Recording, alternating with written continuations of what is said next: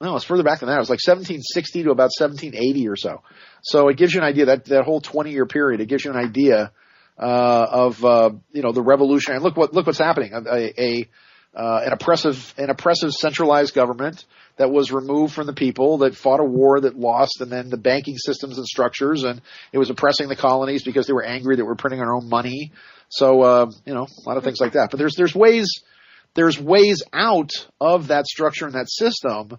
But we're not going to do it by changing the government. We're going to do it by us changing our relationship to that government, which means you don't have to put leather around the entire world. You just have to put leather on your own feet. You just got to put your shoes on. Right. So there is a way to change your relationship by declaring yourself a non-14th Amendment de jure state national, which then changes your entire status of the federal government. It basically takes you out of the tax system. It takes you out of being a franchisee of the government as well. So that's what I'm working on for kind of a few key people that are down with it. That's awesome. Well, to me, it's like we are celestial beings anyway. So really, when you approach it on that multidimensional level of consciousness, all these false matrices fall away. And to me, what we're looking at today is a linear civilization. I mean, it's all a false reality, in my opinion. A lot of it is, and it's designed to trap the collectives and consciousness in motion, Well, but that's how you present yourself in court, for example. Mm-hmm. Let me take that exactly what you said. And let's say you're presenting yourself in front of a judge, and the judge then says, well, where do you live? And your response to that is, well, in here. I live in this vessel. I'm an angelic being bivouacked on an enemy planet, really, according to the Apostle Paul, where you're bivouacked in enemy territory. And he says, where do you live? And you say, well, you say in here. And you say, well, what's your current address? Of course, you then say, well, I don't know, where am I now? 123 Court Street, in the courthouse. And you say, what's your permanent address? You mean like eternal? Well, I don't know, the bosom of Abraham, or I guess heaven would be, because I'm only here for a brief period of time. Once you start dealing like that, and once you start making them understand that you are the living man, and the living man who comes under the Constitution, which is only, the Constitution of the United States is 4,532 words. Their U.S. codes, and their codes and regulations that they dump on top of that, is for an artificial matrix that they construct for you. Mm-hmm. And that's one of the reasons why the Matrix movies are so interesting on not only a social and political level, but also on a spiritual level as well, because they do create a hologram within the Matrix for you. Now, all the good stuff is in the hologram. But once you understand, because if you die in the Matrix, you die in real life. That's what they try to convince you of. And you'll notice that in that movie, when Neo gets shot and Trinity kisses him, and of course love then overpowers it, he for the first time realizes that he is separate from his Matrix. Mm-hmm. And when you understand that there's a separation between you, the living, breathing, angelic human being, not person, by the way, because person's a corporation. And the Supreme Court was exactly right when they said that corporations are persons, because the legal definition of a person is a corporation. That they create a straw man for you, a straminius homo, as they call it, and that straw man is then loaded up with all the corporate stuff. And so that's how they fine you, and that's how they tax you, and that's how they get away. And the Constitution says you can't fine somebody more than $20 without a jury trial. Well, you get fined more than $20 just breathing, walking down the street, as an example. So, this is where the arcane, where the rubber meets the road, and where the arcane meets the legal system of how you then apply exactly what it is you said in the real world. Mm-hmm. And they don't teach you that in school. That's for darn sure, or college. Well, if the federal government is going to control everything you learn from, grade 0 up, mm-hmm. Is it any shock that you grow up a slave? If you're raised on a plantation and all you know is picking cotton and dancing for a cake on Friday, you're not going to know anything else. But mm-hmm. if you're raised free outside of that system, then you understand that understand. And actually, then when you enter the system, let's go back to the slave aspect of it. If you're a freeman, this is maybe why people should see the movie 12 Years a Slave, or they should see the movie Lincoln, because they continue in the movie Lincoln to talk over and over and over again about how we must. They continue to say the Negro race has been disenfranchised. We must enfranchise them. That's exactly right. They want to turn them into franchises of the federal government. And what's a franchise? A franchise is a subsidiary corporation, like a McDonald's or, I don't know, an In-N-Out Burger, whatever it is you want to call it. And the franchise then says, the mother corporation says, well, we give you benefits and privileges and all this, but in exchange, we want a piece of your action. We want some of your stuff. We want 40, 50, 60% of anything you make. So of course they want to enfranchise you because that's how they work. And so in 12 Years a Slave, it's interesting because you have the story of an Afro-American, a black man who is free, who's then kidnapped and then sold into slavery.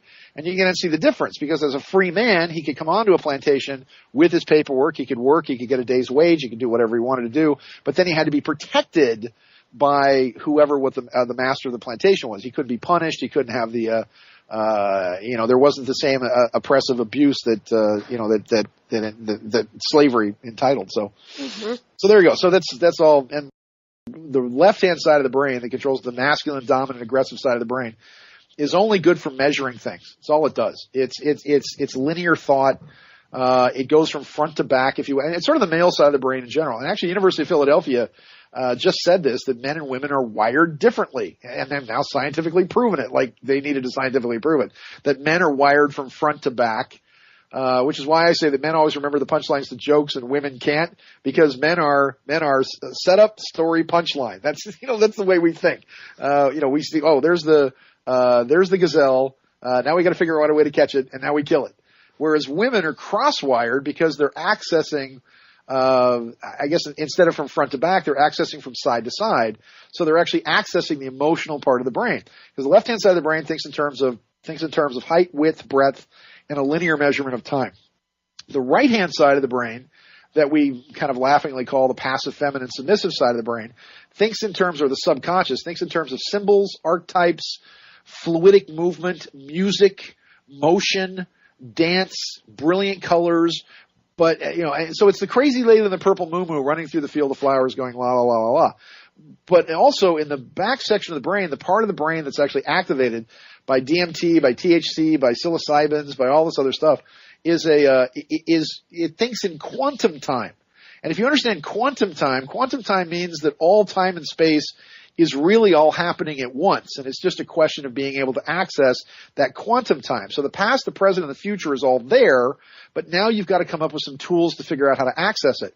The other problem with the quantum or psychic or spiritual or feminine part of the brain is that numbers and mathematics and geometry mean nothing to it. It's literally for use in outer space where there's no up, down, left, right, left, and center. 2 + 2 = purple to the right-hand side of the brain. Can't figure it out, doesn't care, doesn't want to do it, no good at balancing the checkbook. That's why people don't say, hey man, I got some good weed, you want to go over to my house and do my taxes? So, that's why it never works. Although some people do fill out their tax forms and it does look like that. You got to expand here's what you need to do. You need to expand your field of love. You got to think like dolphins. And what do dolphins do? Dolphins, because you got carp, and the carp just are victims. And the carp are like, oh, I'm just doomed, and somebody's going to eat me, and I better go with this other big giant school of carp, so I look like a bigger fish, so nobody eats me right away. But eventually, I'm going to get eaten. So that's the victimization. Oh, the universe is just I'm going to get eaten. Then you have sharks, and the sharks basically just eat everything. And then eventually, when there's nothing left, the sharks eat the other sharks. And so that's so the sharks just eat until there's nothing left. Mm-hmm. What do dolphins do? Dolphins always function in ever-expanding pods of communication. So one group of dolphins will come to another group of dolphins and say, hey, there's fish over there. And then those dolphins will expand their field of communication, and then they'll surround the fish, and they'll let the young ones eat first, and then the old ones eat, and then the bull dolphins will come in and usually eat last.